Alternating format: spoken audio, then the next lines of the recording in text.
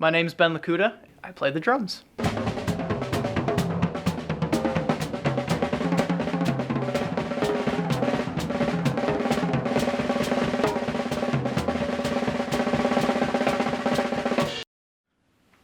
mean, I've been playing drums.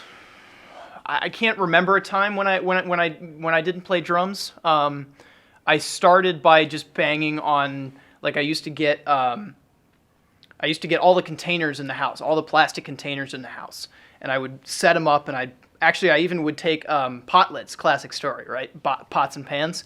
But I would take this one particular pot lid, and I would put a towel over it, and it would be essentially a hi-hat, because I could, I found if I put the towel halfway across it, that it made a little bit more of a closed hi-hat sound, but if I took the towel off, it made a more of a kind of an open hi-hat sound. And so I did stuff like that for a very, very long time, and I drove my parents crazy with it because there were always these little marks on our pot lids.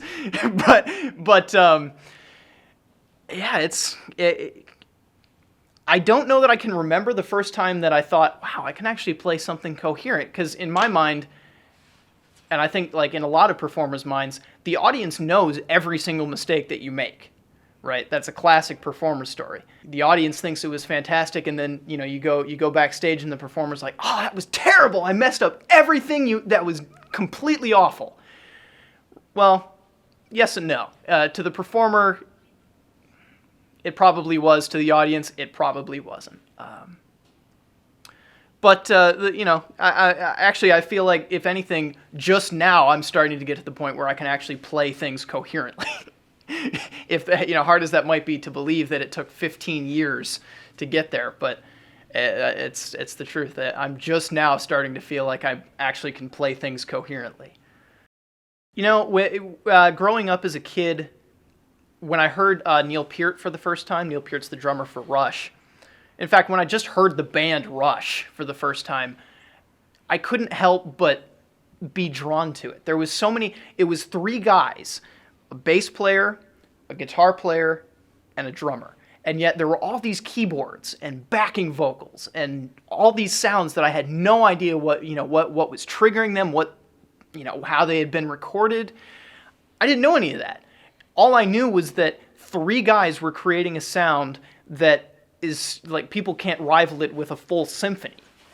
So it was immediately incredibly inspiring. And over the years, I've just continued to find so many bands where 3, 4, 5 guys can create a sound that you never thought, that I never thought could happen. And I mean, they're doing all these crazy time signatures, and I mean, I could dissect so much great music. But at the end of the day, they're just great musicians. They're creating great art, and they're really, it might sound a little corny, but they're just so perfectly able to create their own human expression through their art form.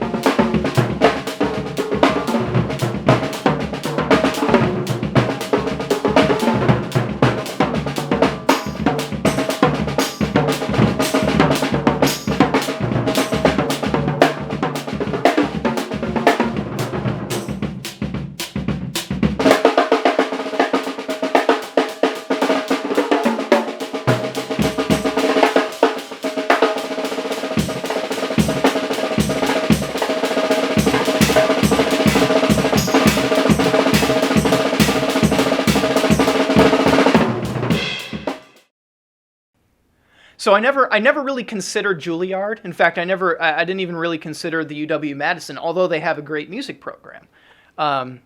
Primarily for the reason that, okay, yes, there are a lot of music colleges all over the country, and there are actually a lot of really good universities that have a music school in them. But I wasn't really interested in going to a university where I'd have to spend the first 2 years doing gen eds, and then I could do music. And I also wasn't, I've been trying to go to school for playing the drum set.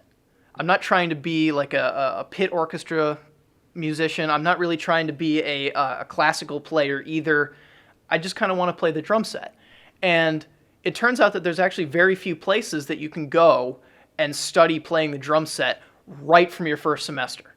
McNally was one of them. LACM was another one. MI, Musicians Institute, which is in Hollywood, that's another one. Berkeley's another one. But Juilliard's more focused on like Broadway and jazz and, you know, styles that do involve a drum set, but not to the level that I'm looking for. Over the side. Yeah, let's go! Yeah. Thanks, man. Mary Lokuta back on the lighting board. And it's that true Lokuta helping out with that as well. Supply hot dogs! Hot dogs! Got take these.